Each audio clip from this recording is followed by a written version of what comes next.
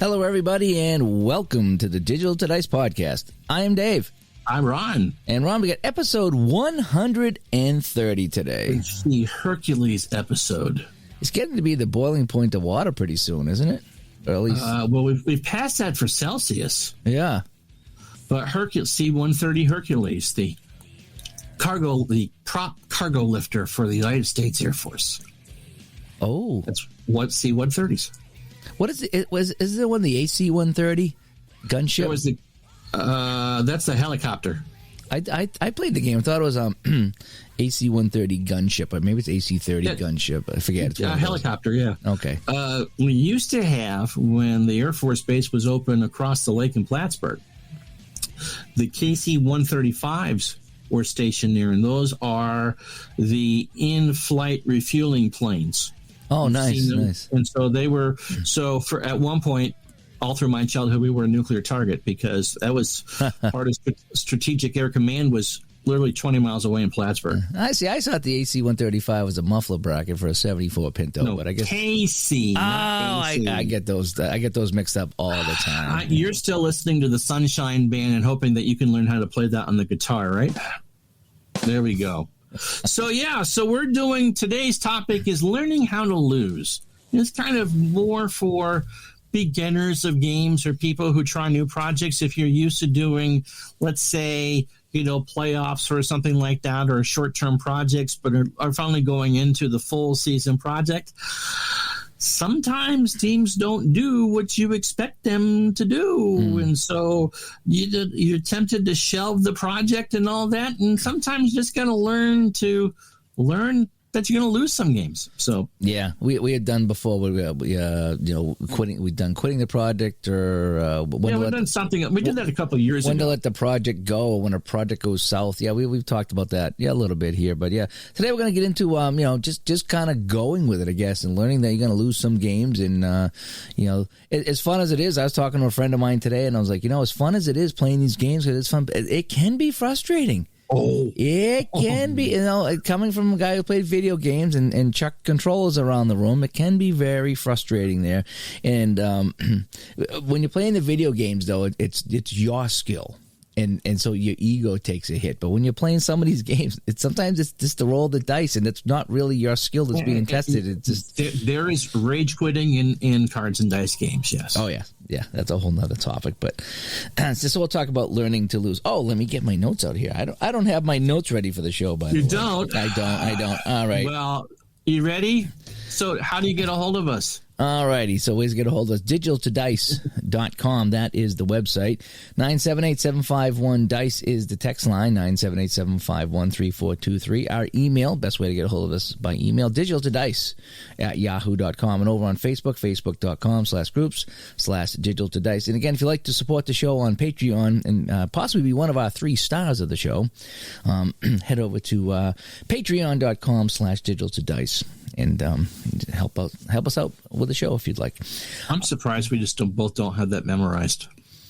I sometimes do, but I like to have my notes in front of me. I just don't want to give out the wrong number or anything like that. When I do the solo show, I'll forget, or I'll do it, and a couple of times I've had to restart. And I always make sure that the Facebook group is open. So if because I don't need to see Audacity, because I know that I'm recording. It's like, oh yeah, read this. Okay. Yeah.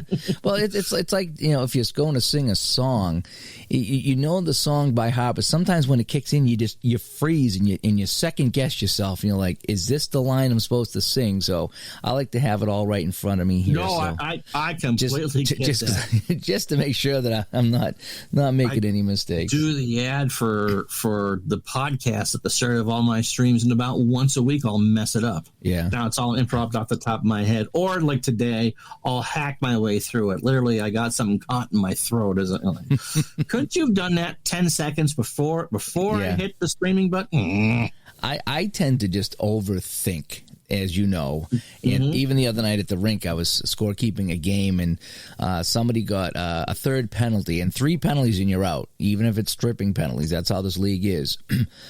And the guy got a third penalty, and the referee goes, he comes over and says, is it 3 penalties and you're out in this league? And just because he asked me the question, now I didn't know the answer. And I was like, I think so. It's like I would have sent this guy home because I do a couple different leagues and they do it different ways, and I just before I say yes, I will double good to check. Be safe, rather be safe. Yeah, and I I knew the answer, and the answer was yes because we've done it before. But when he asked me, I just drew a blank. I was like, okay, before I just go and commit. So I looked it up, and that was indeed the case. But I overthought it. I just overthought it, and I should have been, hey, that's 3 penalties. He's out. Instead, he asked me, and I was like, oh, man. You had to ask me and put me on the spot. So anyway, so all right. So what do you think we should do? Get into what we're playing? Absolutely.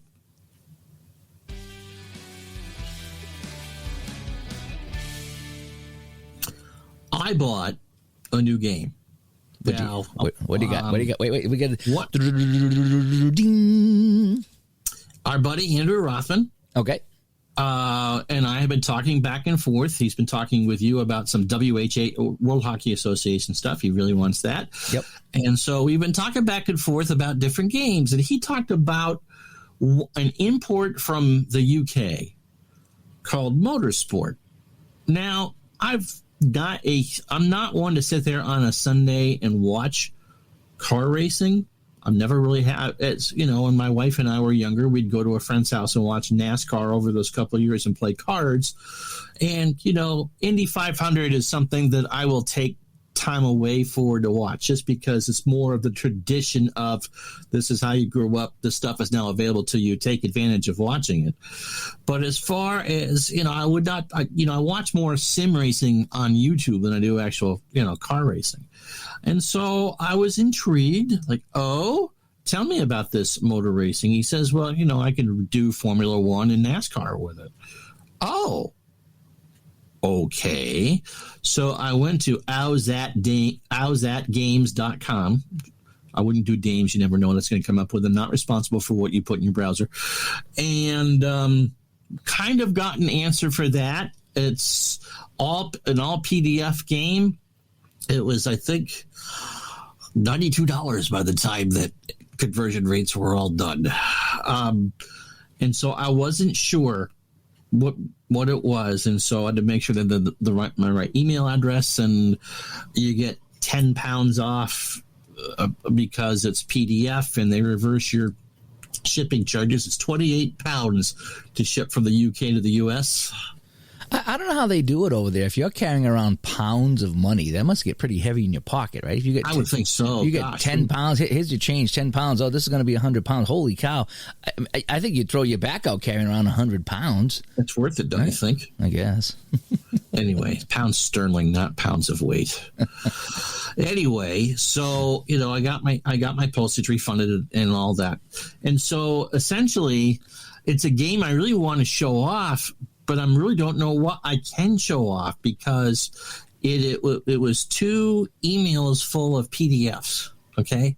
There is no actual data that comes with the game.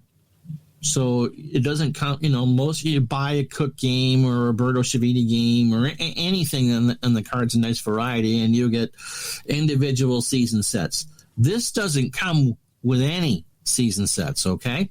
Okay. You get charts and rules for IndyCar, MotoGP, which is motorcycle racing, Formula 3000, which are the junior open wheeled circuits, Formula One, of course, and I think it does everything but endurance racing and hill climbing, and you can buy the module to do hill climbing. So pretty much any kind of stock car racing anywhere in the world you can do. Okay. No, go ahead and ask your question. You were going to ask a question, I think. So is this so you said you don't buy any seasons with it, but this game comes complete. There's nothing else to buy? There's nothing else to buy. Okay. There's nothing else to buy. You get a couple of lists of websites, and I had known of another racing website through doing something else. And so the basic premise is that you can specific charts for specific types of racing. For instance, NASCAR racing NASCAR is extremely different from Formula One. Stock cars as opposed to open wheels, ovals to street circuits. I prefer the NASCAR style over the Formula One. I think the Formula One looks cooler. I liked how the cars look, especially the older cars. But because there's just not a lot of lead changes, I like the NASCAR because more can happen in NASCAR. No, so that's just my preference. I know there's a whole different skill set, and some people might, whatever. But I, as just a casual fan, I prefer to watch that because there's more lead changes than there is. But the Formula One looks so much cooler, though. Well, NASCAR is a good television sport because it's all in a good spectator sport. Some of those old Formula One circuits go on for miles. Anyway, and so no, you look it up. You look up the race you want to rerun, and you can if there's a race that's run this weekend, and after it's over, you can rerun it as soon as the checkered flag comes out, because there are charts to tell you how to grade the drivers are based on where they started in the race and how they finish in the race. And that's it. That's all you need to know. Nice. And so they're great. There's charts that grade them. You write down everything. And the race itself is 6 turns. And some drivers have action rolls so they can actually, have a hard time in the pit or spin out or crash, or they might have a good segment and get extra grades, for that. So there's no strategy involved with this. It really is roll, check on the chart, record the result, and if you do like I do in Excel, then you sort it. So you know who's there. There's no extra strategy. So let's say your favorite driver was Ernie Irvan or Dale Earnhardt or whatever. You can't do something specific for them to make them go faster. You really are just a spectator at this race. But once you get to know the game, you can do an entire race in 35 minutes, and that's with every incident, every crash. There are charts that you can look up to see what lap the crash was on. So you can put it would be, for an auto racing game, it's a quick play game, kind of.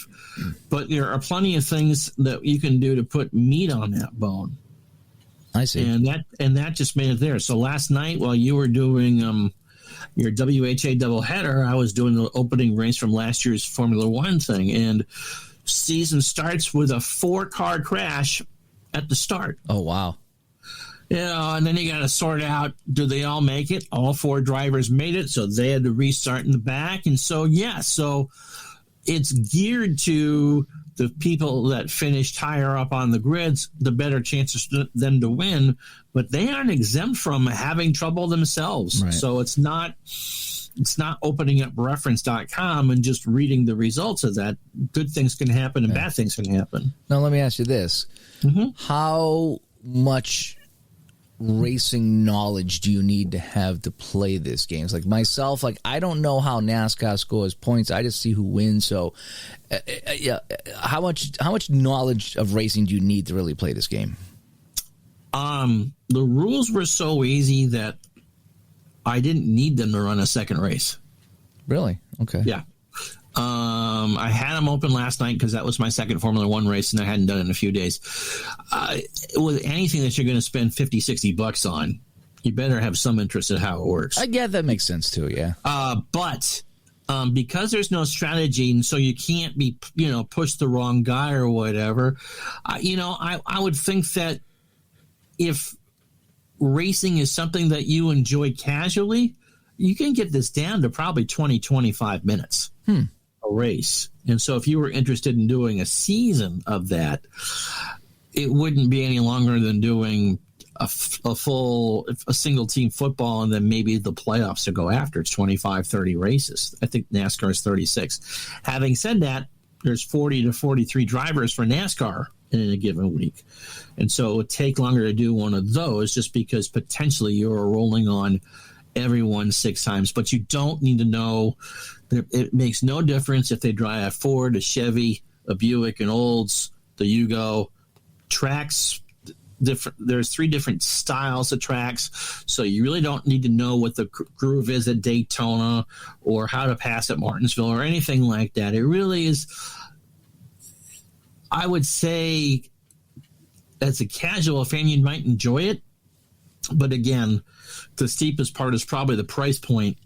Are you going to play this enough to get your money's worth out of it? I see. And instantly I realized, because there isn't, outside of Roberto Civigny's Great Daring Racers, there isn't an IndyCar game. And I have Classic F1. We've talked about that on the show. But it is, if that's one, if you really want all the bells and the whistles, there's lots of great things about it. I'm not slamming it, but that is the 3 hours to set up and run.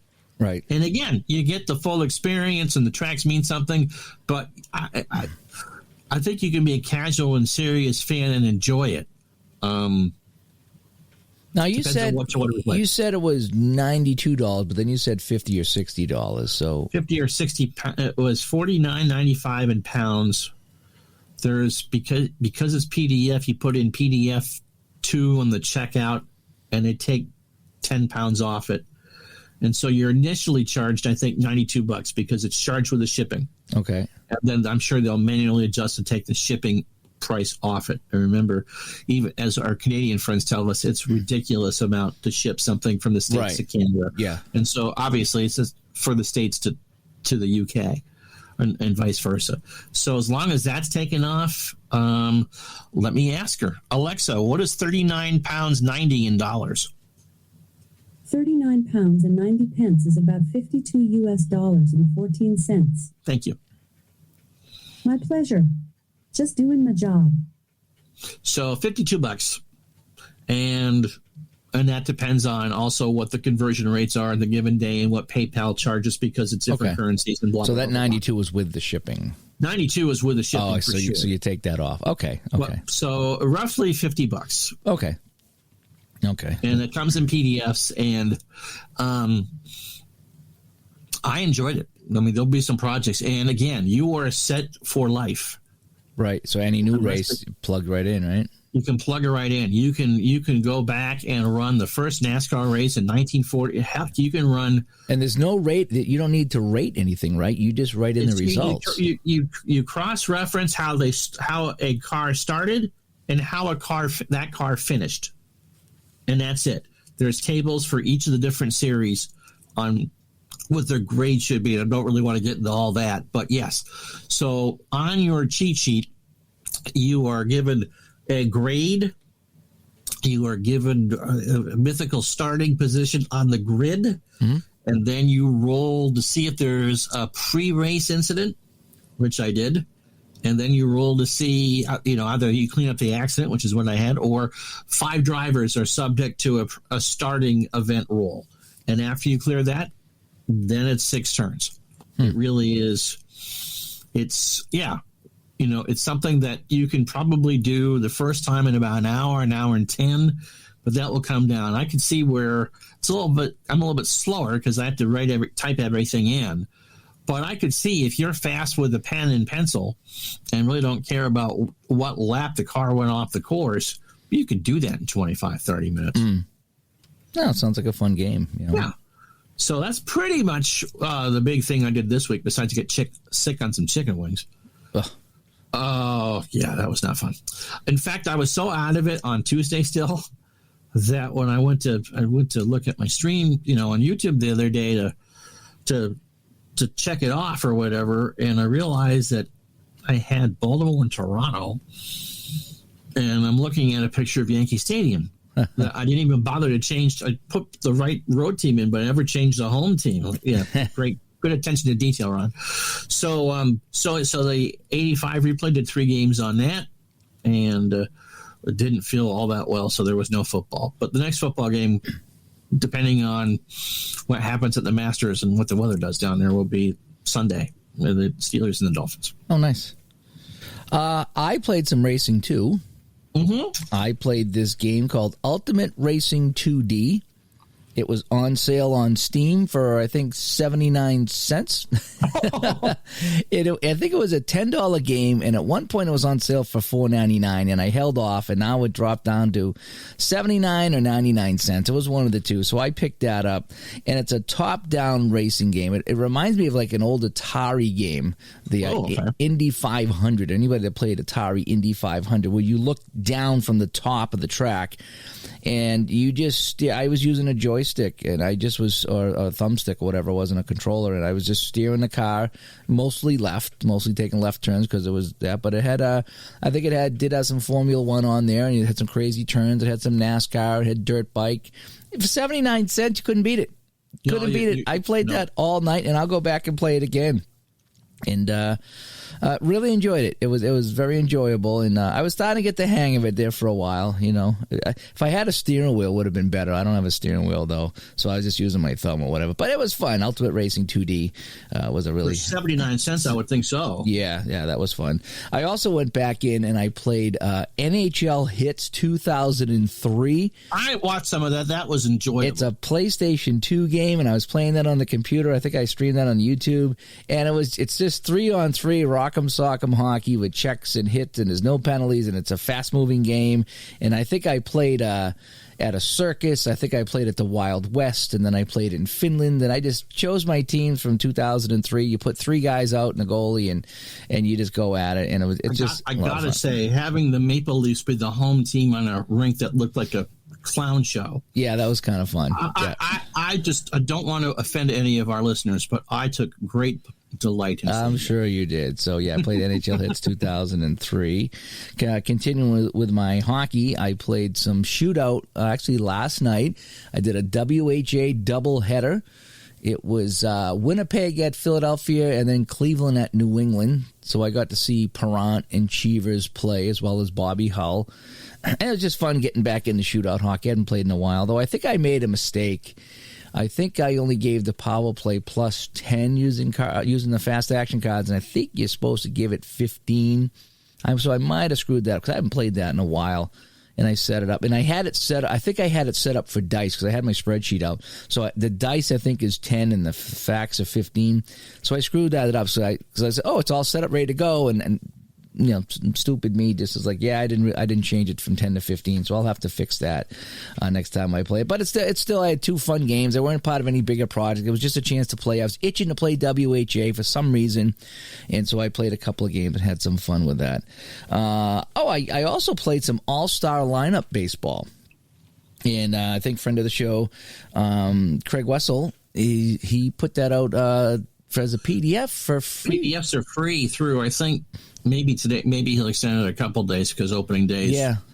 First one is today, but the weather is just bad here on the East Coast. Yeah, so you get all the directions and everything PDF for free, and then the PDF seasons were on sale as well. So I played, I think I played 76 Boston and Baltimore, but I have the mat and the whole bit. The original game, so I laid that out and played that. So some all-star lineup baseball I played. That probably triggered me when he put that out for free. I was like, oh, I'm gonna go play that again. And then lastly, I've been playing more Strat baseball. I've been playing the 75 Cincinnati Reds, and I've been struggling. The topic of today's show, I think, is that's what brought out the learning to lose type of thing, because I've been struggling with the 75 Reds. I don't know what it is with me in Strat PC baseball, but I just struggle with the better teams. So I come out of the gate struggling, and we got talking, and that kind of led to the show here about learning to lose. And I pulled out an overtime victory, extra inning victory. That was a classic, and it was a very, very awesome game it turned out to be, but that kind of saved the project for me.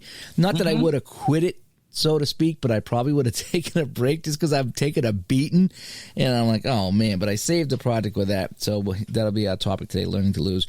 And the last thing I did late last night, I picked Itsy Bitsy Spider returns to Dave's channel. Yep, the spiders are back, baby. Yep.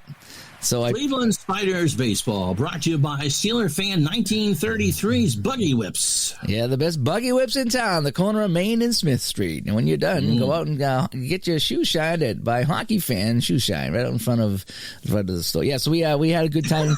Yeah, I had all the old sponsors. I'm going to dig out some more. That's silly fun for me. I'm going back at 1899. I picked up the 1899 season, and it's. By the way, there's a new diet version of Uncle Ron snake oil. Yeah. Is it gluten-free Uncle Ron snake oil? Yeah. It's gluten-free Uncle Ron snake oil, yeah. So I played some 1899 baseball. I had opening day, and I don't know much about that era at all. I mean, as you know, but I just thought the Spiders are funny because they won 20 games, and I feel bad for them because I guess the story goes that the owner of St. Louis and Cleveland was the same guy, and he stacked the one team with all the better guys, and Cleveland just had all the minor leaguers. Cleveland essentially jumped leagues. Yeah, so they were a minor. Just became the Cardinals, and but I love playing those yucky teams, as you know, and so but I'm not playing as the Spiders. I learned my lesson in Action PC. Don't play as the Spiders. I'm playing against the Spiders, and I'm gonna probably play a handful of games of them and just kind of sim the season there. But I picked up 1899 Strat PC baseball, and opening day was Cleveland at St. Louis. And to my surprise, the pitcher for the St. Louis Perfectos was Cy Young. That was awesome. I didn't know that. And so Cy Young ends up beating the Spiders, and we had a good time. We had a good live chat going on that one. So the Spiders are back. The Spiders are back on my channel, and we'll be doing some more Cleveland Spiders baseball and the Cleveland Spiders baseball radio and shortwave radio network. There we go. And we just have some fun with that. We just go back in time and we talk old time stuff. And it's I don't even know if there was TV back then. I don't even know if there was AM radio back then. No. So it's 4 years before Marconi sent letters across the Atlantic. So you wouldn't be hearing the game on the Cleveland Baseball Radio Network. It would be the Cleveland Spiders Telegraph Network. Telegraph Network. Okay, yeah. Yeah, so you couldn't email the show or anything like that. Brought to you by Western Union. I'm going to get some good ones. By next broadcast, I will be prepared with my sponsors. I went back and I got some really good ideas on how to do that. So anyway, so the Spiders are back on the channel. So that's pretty much what I've been playing. That should be fun. Yeah, it's all silly fun, and now I can enjoy it a little bit more because I'm not playing as the Spiders. So I can just beat up on the Spiders and just call it a fun day. So we'll have some fun with the Spiders on the channel as well. So that wraps up that. So should we get on to learning how to lose? Time to learn how to lose, Gardner.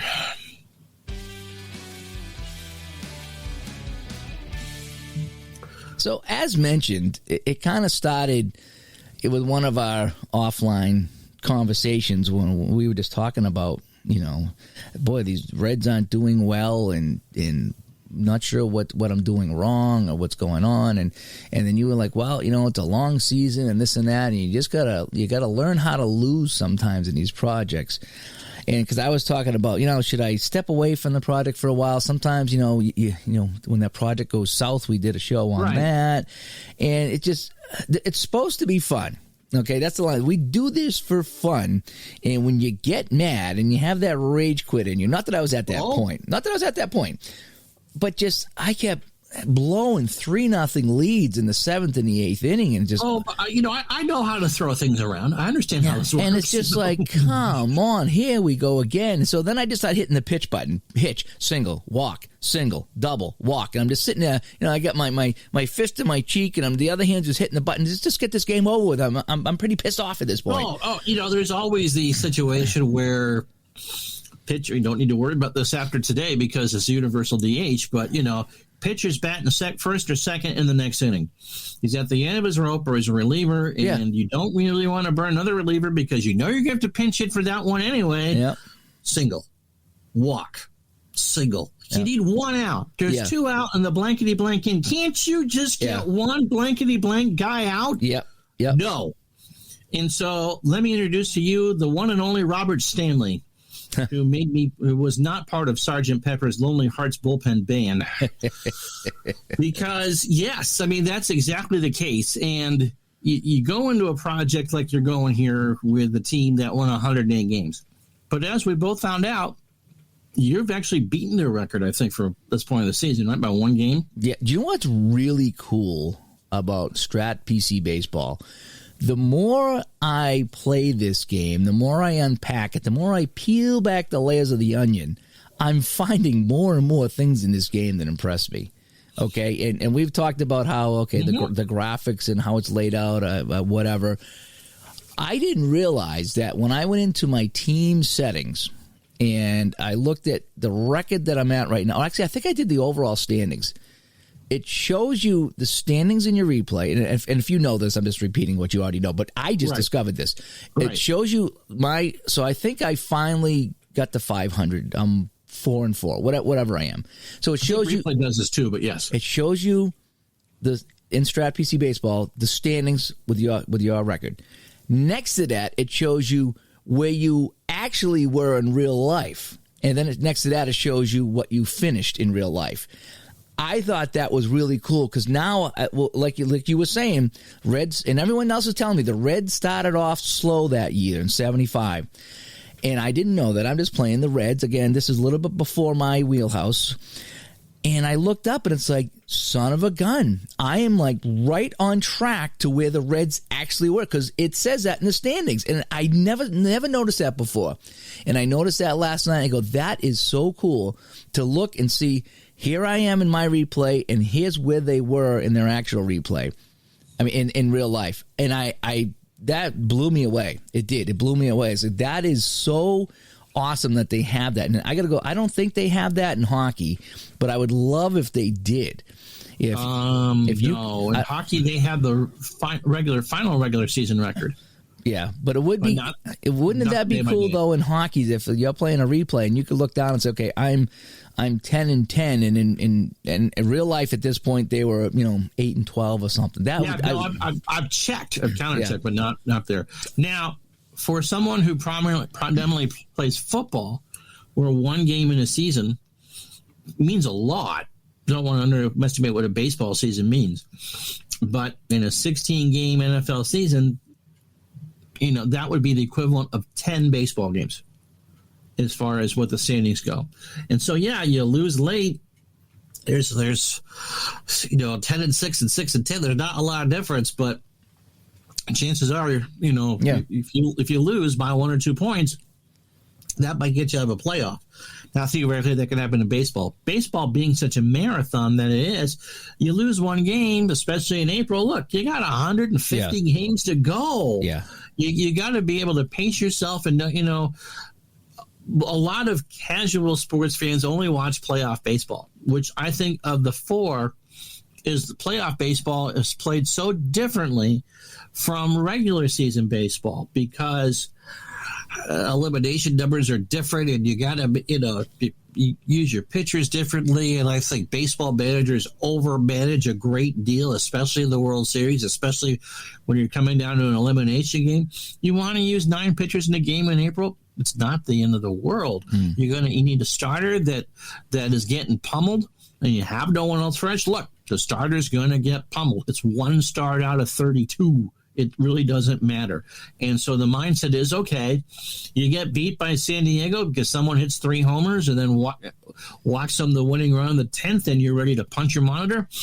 We've all been there. But again, it's the first of a 4-game set. Guess what you get to do. So it's important, especially in baseball, to be even keeled by things. I mean, remember, every team, regardless of the sport or the skill level, such as the 1974 or 75 expansion Washington Capitals, which you're doing a replay on, they have a chance to win every game. They're not going to win every game. They're not going to win 50% of the games. But, if you played something and knew for sure that one team was going to go 81-0 and the other one was going to go 181, what the hell would you play it for? Yeah. Yeah. And so, yes, because you're new to baseball's regular season gaming and a strat, I could see where it would be frustrating. Yeah. Because in football, look, you're 5-5 and you don't want to fall 2 games behind first place. Yeah, you're in trouble. Yeah, it sucks if you lose, but if you're 5-5 in baseball, You got 152 games to go. Right. Yeah. So I think and we had talked about this on an early episode. I think it was a reality versus expectation, whereas is what you were expecting to happen was not really what happened, and you're expecting Bobby Orr to never give up the puck type of deal, and or you're never expecting Clemens to give up a home run, but in reality that didn't happen. But in your mind, that's kind of how you remember it. Great Michael Jordan quote that actually is his. I missed on 55% of the shots I took. Oh, wow. Now, 45% for a guard is a great number. But yes, I mean, Michael Jordan, as much as he succeeded all the 6 championships and what he did for the Bulls, missed more shots than he took. It's funny you say that because when I do play basketball games, whether it's Replay PC or Action PC or even Strat PC, it is amazing how many shots are missed, and you're like, wow, well, this guy stinks, you know what I mean? But no, you're right. No. They didn't hit every single shot, and I even went back on YouTube and watched a couple of Larry Bird highlights, and he was missing shots left and right, and I'm like, wait a sec, Larry Bird never missed a shot in his life, But that's how we remember it. But anyway, cycling back to baseball, I think I was just getting a little frustrated, and I was expecting the Reds to do a lot better. And obviously I'm not expecting to go 162-0, but I was like, geez, coming out of the gate 3-6, that's not what I was expecting to happen. But I ended up I coughed up a late lead in the 8th to the Dodgers, I think, and somehow in the 9th I pinch hit a guy, and I got a hit in a double by Pete Rose, and I think Joe Morgan hit a fly ball to sacrifice somebody in, and I scratched across 2 runs, and it was really fun scratching those 2 runs across. That team, and that's how they're going to win games. And then I explode in the 14th inning. Now, you're talking about I didn't have anybody left in my bullpen, so I was letting the pitcher hit in extra innings because I didn't have anybody else to bring in except the starter at that point. And I think he actually got on base with an error, and we got a walk. I ended up getting 5 runs in the top of the 14th, and I was like jumping out of my chair when it happened. And then I even let the dang pitcher finish the game that had been in there for a long time, and he might have even been tired. I don't remember. I said, I'm going to let you finish it. You got on base, you scored a run. This is your game, And so we ended up winning that by 5 runs over the Dodgers there. That kind of saved the project. It really did, because I was like, man, I've lost like 3 or 4 in a row. Here I go choking the lead again, and I came back and I won it. But like you said, on a long replay like this, if I'm going to play every game, but don't forget, you're doing this against the Dodgers. Now, by the end of the year, we know what the Reds were doing. The Reds go in for their first road trip of the year to play the defending National League champions. It wasn't like the Dodgers were a 16-100 team. They had just gone to the World Series. Go ahead.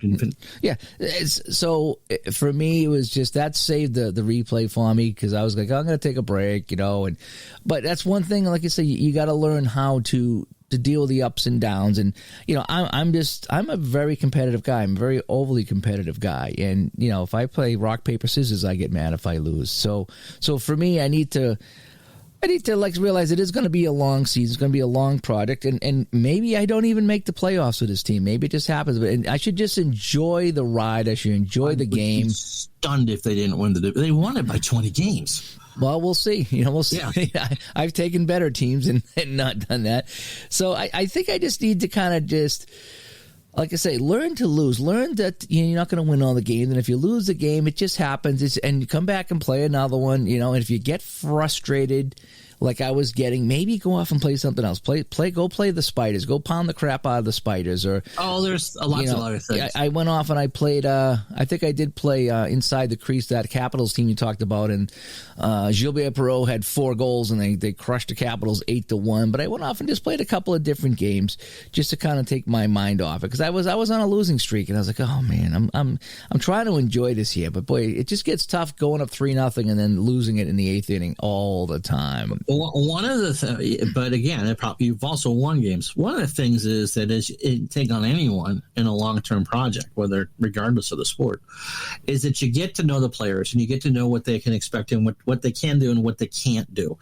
And so, in this case, what cards are going to give you more of what you can deliver and who you kind of sparingly lose. And in real life, the Reds bullpen ace was Wally Eastwick, who doesn't show up until the end of May. And so you just kind of had, and once they got him, we were going through the other day, in June, July, and August, they went 64-20 or something like that. I mean, they just, rent like a house of fire. But that's after they got Eastwick. So you'll know who you can trust in tight situations, and who's someone that you might have a shorter hook for in April. While you don't know, you might be able to leave longer because they've given you a reason to do it, just like you do in real life. And for other sports, learning hockey that way, that, okay, a good first line is going to be able to not only get those in strat first shift of the period, last shift of the period, but is also pretty much guaranteed one power play shift in a period. If there's a second one, strat throws in the second power play line. So that those are your chances to make hay, but you also know, where else in other lines you can get production from. Or in Action PC, you can jiggle lines to get you whatever, and what defenseman you want there, and who are you holding your breath on when they're on the ice, because their penalty ratings are through the roof. And if you looked at Gary, somebody for the Islanders, I'm trying to blank right now. Let's just say Tiger Williams. If you looked at him funny, you could get pounded, the Bob Proberts of that. So who you got to be careful with, and and that just kind of comes through repetition. And then that we've talked about this before. That's when they're no longer just images on a computer or on a card. They become 3D caricatures of themselves. And what has been fun when you say that is that the guy Vukovic, who's been starting at third base early in the season, he's my best hitter right now. And I had a couple people laugh at that when I say that, but in my replay, he's doing well. And so I shuffle the lines up a little bit, and sometimes I bring him in the pinch hit, and he comes through for me, and that's made it really fun. And it was fun going to the bench one time and having Ken Griffey come up and hit. And it's like, oh, I didn't realize Ken Griffey was on the bench. This is awesome. And there was one game that I sat Rose. Just to have some fun with it. I put someone else in, and I think I put Foster in the left field and Vukovic at third base, and Rose was on the bench. And then come 7th or 8th inning, I needed a guy to come up. Rose come up, and I pinch hit, and he got a hit, and I kept him in the game. And it was just fun playing like that. You know what I mean? It's also important to have fun with these things, for sure. But again, as you go through, it's always frustrating to lose to a team that you shouldn't lose to. Not to brag, I don't say this, I've gotten the 77 Sox now. We're in the second half of the season. They're 50-31, which is good. They are 3 games ahead of where they were in real life, but they're further back out of first place than they were in real life because the Yankees have overperformed by 5. They've won 55 games, and at this point they'd only won 50. So, 4th of July weekend or weekday series against the Blue Jays. By the first one, I won the Blue Jays. Now, my expectations are, of course, every team has a chance to win once a game starts. Maybe by the 3rd or 4th inning it's over. And so I'm playing this. I must have played the second game of that 3-game series 3 times because it's Tion on the hill for the Red Sox. This is not an as played, it's as carded. And who knows, for Toronto, and Tion got lit up. Okay, that happens. Mm-hmm. And then who have I got? Oh, great. Bob Stanley's on the low on the usage list. I got to go with him. Walk, single. Hit by pitch. Hit by pitch. Like, look, you are a ground ball pitcher. Can't you throw a blankety-blank ground ball? No. Fine. Rage quit. Yeah. Go play other things for a few days. Come back. Come on. Okay. Because if you lose, you lose. Come back. Do it again. Tion struggles to get through 5. They're ahead. Stanley, I think, I bring in Stanley. The floodgates open. Blankety blank. Can't do this. Blah, blah, blah, blah, blah. No, I'm not taking this result. Rage quit. 3rd time through, Tion does his job. We win. Stanley comes in to start the next game. It's not a terrible card for Bob Stanley, and if you've known me at all, that's there's the fake feud between me and Bob Stanley. And Stanley does crap. He pitches like crap. He has a lead and is going to blow it in the 5th, and so I got to yank him. He might have hit his fatigue point, or no, you've got nothing. So I bring in Bill Lee, who does not have a great card in 77. None of the Red Sox pitchers, except for Bill Campbell, have a good card in 1977. But Lee goes like 5 1/3, 5 2/3, maybe 6. Oh, nice. Or I think we come back and take the lead. It's just one of those things. And so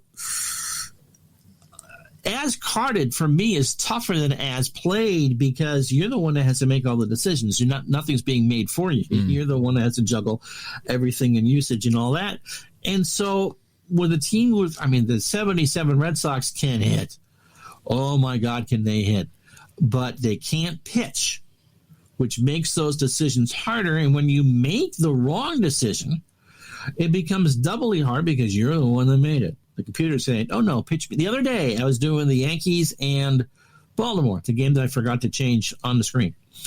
And the situation came up for the Yankees, and I thought I put in the better, or was it Kansas City? It doesn't matter. I put in the better defensive short. No, it was Kansas City. I put in the better defensive shortstop. And pulled out Onyx Concepcion and put in Dave Letterman's friend, Buddy Biancalana. Buddy's an 8 in Action PC. The 10 is the best, and his fielding percentage is good for a shortstop. Commits the error in the top of the 9th, which the Angels take advantage of for 3 runs. And so the decision that I made, which on paper was a good one, I made the wrong decision, and it cost me home team manager of the game. And you got to learn how to deal with that, I guess, right? For that one, I was like, yeah, okay. And Kansas City's in first place. They're up by a decent margin. It wasn't September where everything is magnified. But those are the type of things that, especially if you're not really familiar with what you're playing, you made what theoretically was the right decision. You brought in the better hitter, and you brought in the better fielder. And it backfired. Let's take a look at it from a different direction now. Okay. All righty. So I don't think you do this a lot, but I do it quite a bit, is I play bad teams.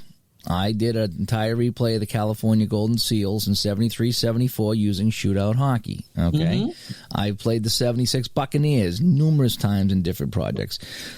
So now you're expecting to lose. Okay. Yes. But so there's a whole new way of learning to lose or learning to live with a loss, so to speak. So, John McKay, what do you think of their execution? Yeah, I'm all for it. I'm all for it, yeah.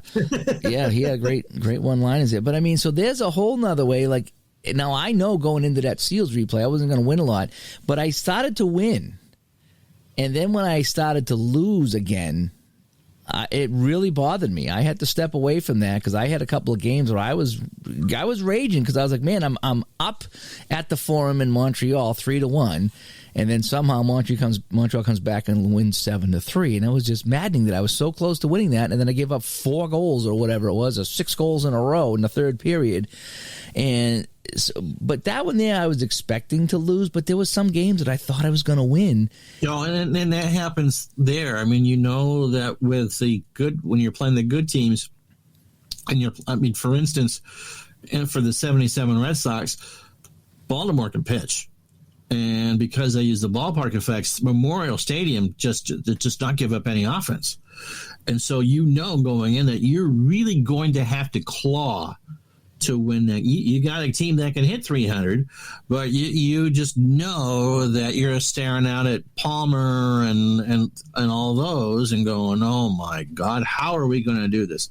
And so, yes, you get frustrated when.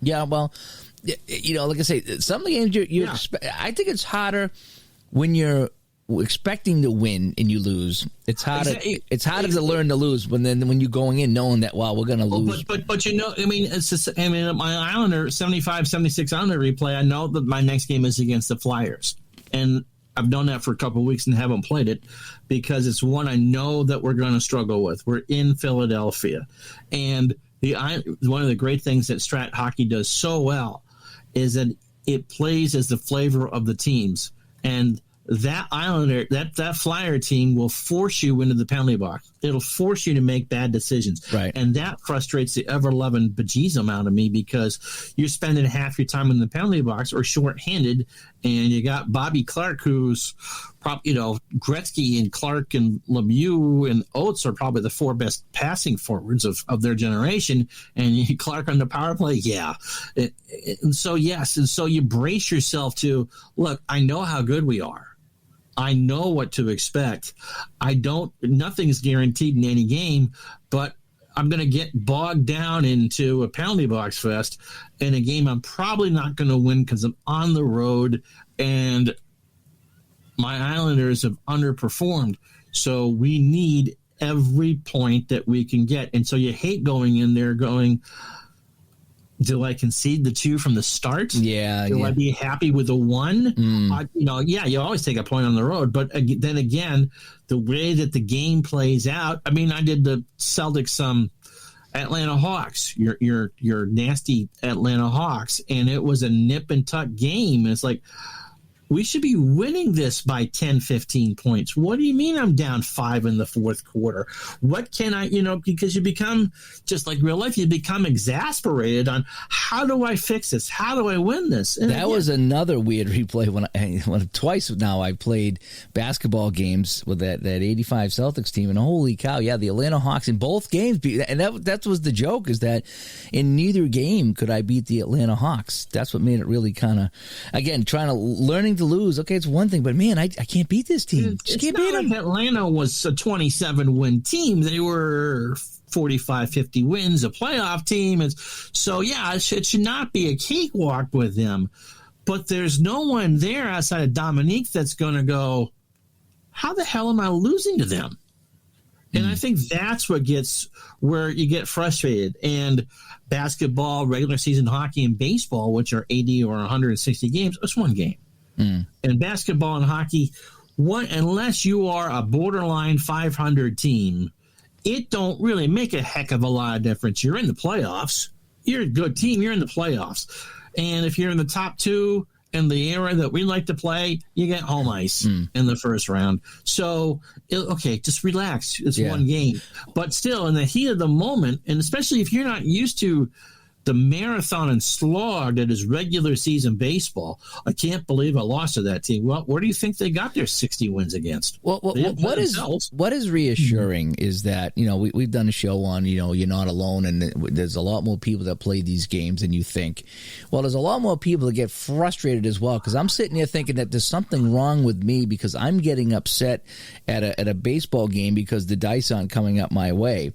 And then I realized that, I read some of the people on Delphi and Facebook when they post their results, and there's some people you can tell that like they're slamming the keyboard with their fingers while they're writing. It's like, I can't believe I lost to this team, and Houston did this, and I had my Oilers team, they lost to Buffalo, and Buffalo didn't beat them for 30 years, but and so I don't feel so bad sometimes as when I read other people what they post, is that you can tell that they're a little frustrated with the game, that they lost the game that they didn't think they should have lost, and they were really frustrated with it, or I gave up all these runs late, or I gave up these goals late, or whatever it was. So I sometimes and so if you're posting those, keep posting those, because it is like therapy. Let me tell you, I don't feel so alone now, because go back and watch the 92 wild card game between the Oilers and the Bills. Yeah 35-3. Yep.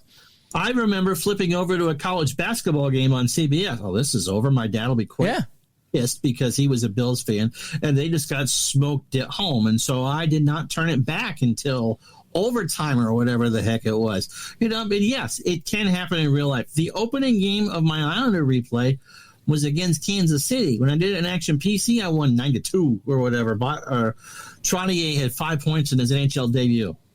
In Strat, it was a 5-5. It was a 3-3 tie.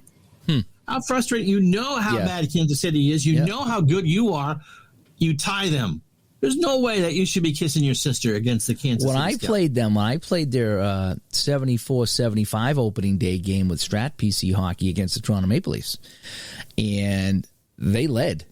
They led the Maple Leafs the entire way. The Leafs tied it up in the third, and then late in the third, the Maple Leafs got a short-handed goal to win 3-2 or 4-3 or whatever it was. It was a heck of a game. It really was. And I was playing it fully expecting Kansas City to get destroyed by the Maple Leafs, and they didn't. And it was a shorthanded goal that gave the Maple Leafs to win. So again, that's one that I was expecting to lose, but I didn't. But when I go back and play my bad teams, I'm not saying you're learning to lose like we're talking about, but you're expecting to lose. So it's not as bad. Expecting is one thing. It's just, but again, when you're coming from a video game or a football or a playoff background where every game means something, to just the general day in, day out of a hockey, basketball, baseball season. I mean, the Washington Capitals won 9 games in real life. They clearly were one of the worst teams of all time, but they beat 9 other teams. They had to beat somebody. The 62 minutes. They went 42 and 120. Clearly one of the worst teams of all time. But yet they had to beat somebody. They won 42. Yeah. They got to beat somebody. Yeah. So I guess that you got to think about that too. Like, you're not going to win every game, and even the bad teams are going to beat you once in a while, because that's just the law of averages there. But it was good to know that when I went out and looked around, that other people were getting frustrated at their game too. And again, not that you expect to win them all, but boy, there's sometimes it does get. But I think in the back of your head, not you per se, but you expect to win every game. We all expect, if we take the time to do this, we're playing San Diego. Of course I'm going to win. Yeah. This was the team that Ray Kroc got on the mic his first day as owner in 74 and chewed them out on the PA system. Honest to God. Of course, he owned and ran McDonald's, so, he knew what the hell he was doing. But yes, and so you kind of fully expect, and because football is the most popular sport and the teams that are on all the time win all the time, you expect to win. We all expect to win, and to sit there and go, huh? Tommy Lasorda had a great quote. Every team is going to win 50 ball games. Every team is going to lose 50 ball games. In baseball, it's the 62 games that makes a difference on how good of a manager or how good of your team is. And he said that 1,000 years ago, and it makes a lot of sense because. Yep, if you think of it that way, yeah. I'm thinking about the guy that I can picture the guy yelling at the team after the game. You guys are terrible.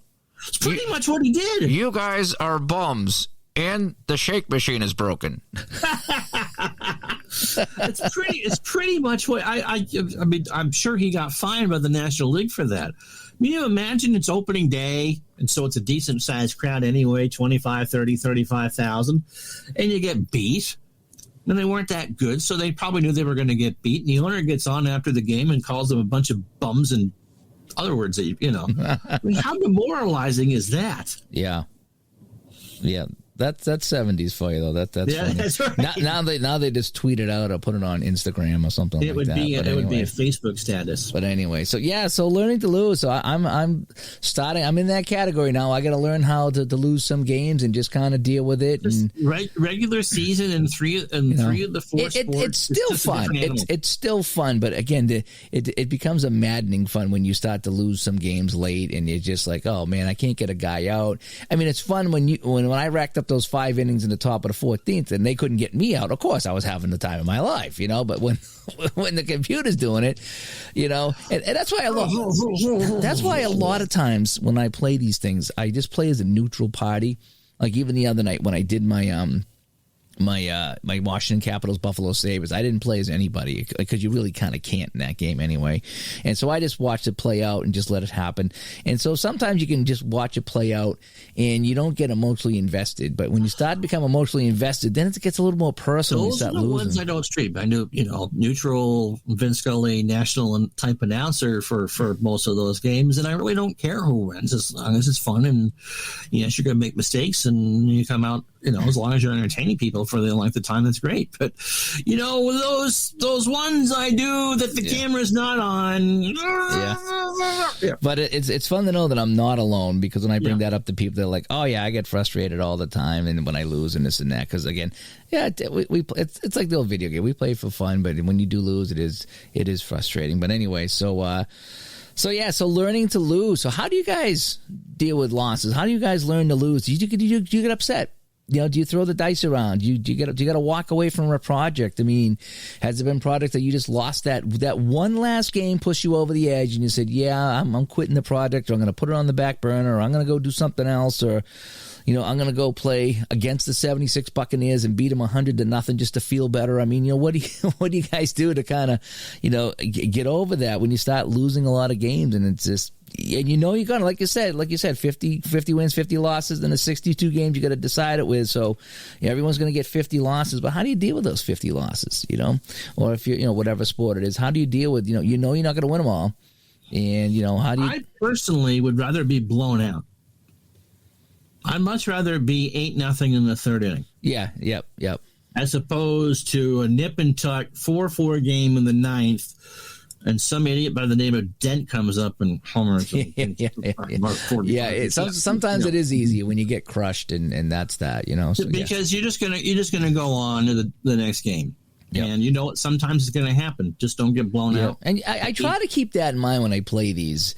And maybe that I need to take a bigger picture look at things instead of a smaller picture like I'm looking at right now. Well, I think that's the difference between a football replay where one game is the equivalent of 5 in hockey and basketball and 10 in baseball. Yeah.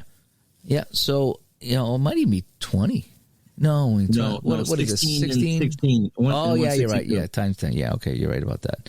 So if you lose 5 in a row in hockey, you're going to be throwing things around. Yeah, but no, it's one game. Yep. And as long as it's not late September. Yeah. And I try to keep in mind that's the fun of it, is that, you're not going to win every game, and that, all right, so we lost, and, so now we're just going to play out the game knowing that we lost and try to rest some guys for the next day. And, I try to take that on, but I mean, it's just been tough sitting down here, and it's like, oh man, I lost a couple of games early in the season. It was just kind of bumming me out, what I mean?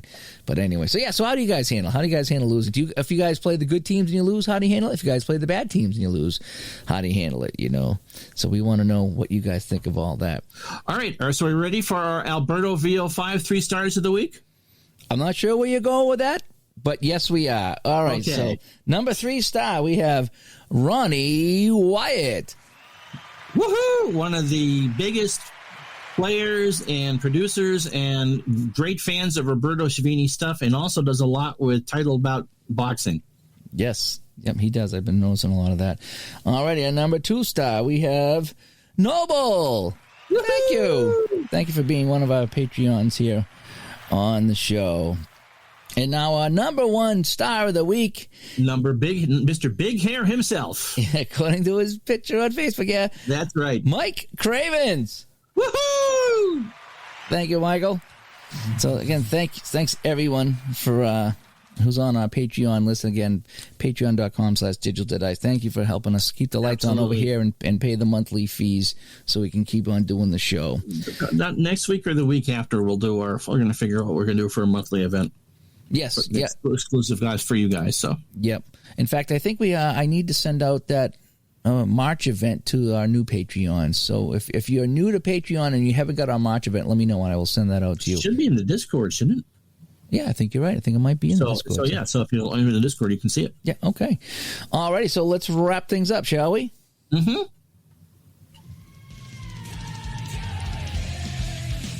By the numbers, this has been episode 130 of the Digital to Dice The podcast. Hercules edition. That's right. And we talked about learning to lose in this episode here. How do you handle losing? And you're going to have to learn to lose because you ain't going to win them all, most likely. So ways to get a hold of us. Digital2dice.com is the website. 978-751-DICE is the dice line. Send us a text, 978-751-3423.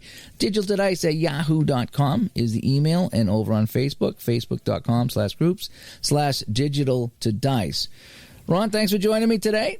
As always. And we will talk to you guys next time. Bye-bye.